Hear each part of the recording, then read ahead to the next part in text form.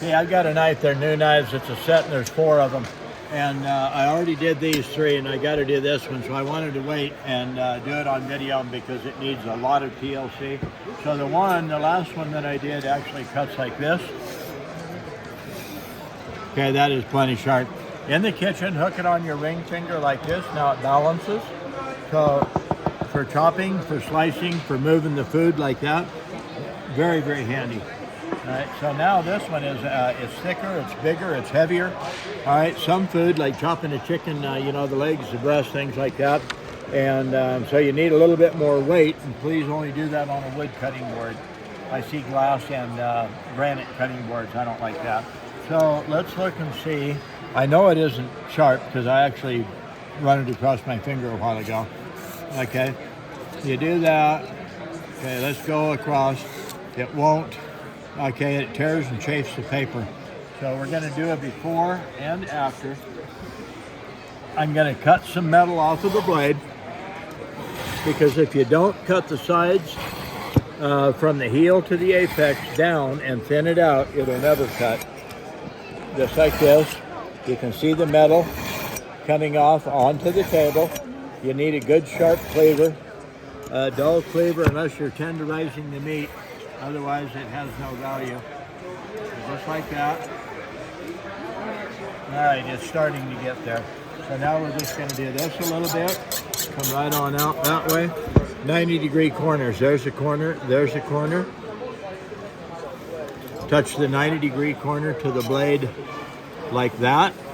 Slide it this way, or turn it over and slide it that way. So right now, we're going to come back at me towards my finger like this, and then roll it over and go out that way. Go full length from the back to the front, just like that. Turn it over and do the same thing on this side, just like that.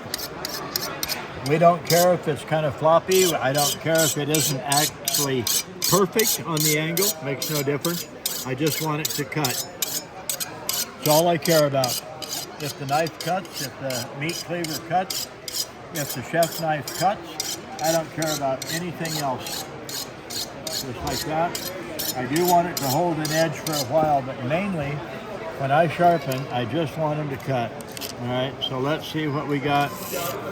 Ooh, that's a whole bunch better until you get, okay, right in there. That's in the center. So now we work a little here, and we're going to work a little back there. So just like this. Pick it up, come back towards my fingers, towards my hand, set it down, go towards the front, come back here, go forwards, back here, forwards, just like that. Come right on out towards the point. Pick it up, set it down towards the back, slide it towards the front, set it down back here, slide it towards the front, just like that. I'm going to turn it around, work on it like this a little bit. It's stainless and it's a little bit hard. It's not a soft stainless. So if they would have done a better job at the factory of actually putting an edge on it, I'd be happier and I wouldn't have to work at it like this so much. So just like that, like that. I sharpened these yesterday actually. So now it cuts like that. And that is plenty sharp. I have not touched those or that one yet. I will because knives don't come sharp enough for me. Just like that. So now let's find out what we got. That's a whole bunch better than it was. It's going to take just a little more and I'll hurry. Actually, for cutting meat and stuff, that's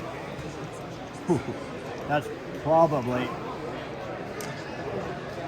good enough.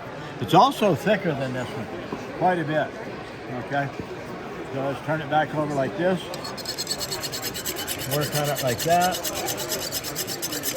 Out here, like that. It'll end up with a little toothy edge on it, and that's okay with me because I like the way they cut. And I'm going faster than normal, which causes some vibration.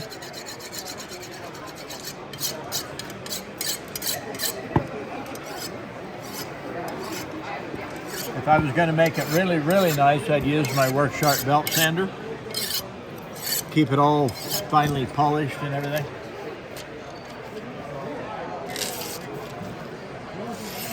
Oh yeah.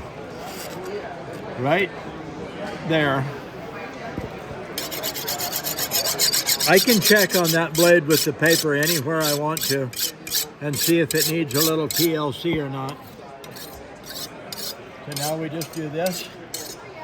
Polish the blade, get rid of the wire edge.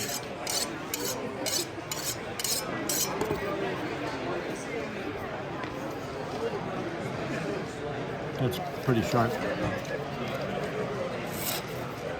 I use thin paper for a reason. If the knife isn't horribly sharp, it'll tear the paper or bend it. But when you use super thin paper, you really have to work to cut it. And that is probably one. It won't.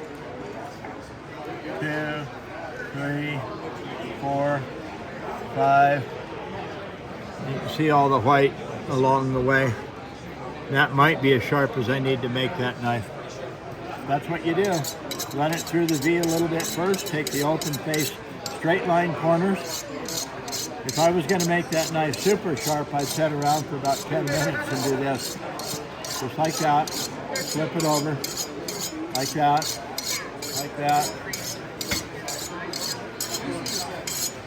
To make a knife that's not sharp at all, really sharp, it takes, oh, that's getting so much better. It takes a little while. That's sharp enough. This is Brad Buckner, sharpensbest.com. You take care. We'll see you later.